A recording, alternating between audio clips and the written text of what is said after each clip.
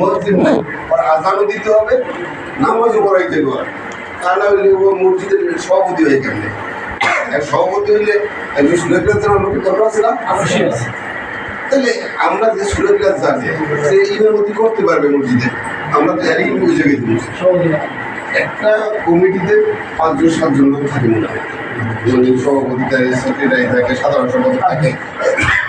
এখন এই 5-7 যদি নামাজি হয়, 5-7 যদি সুরেন্দ্র জানে, আজকে ইমাম না হলে ওরা সবাই ইমাম, এরাও তো নেতা, মসজিদের নেতৃত্ব দিচ্ছে। এইখানে আসলে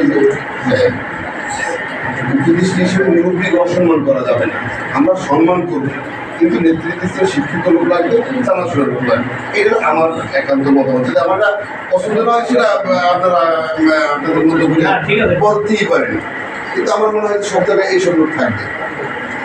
দ্বিতীয়ত ওই যে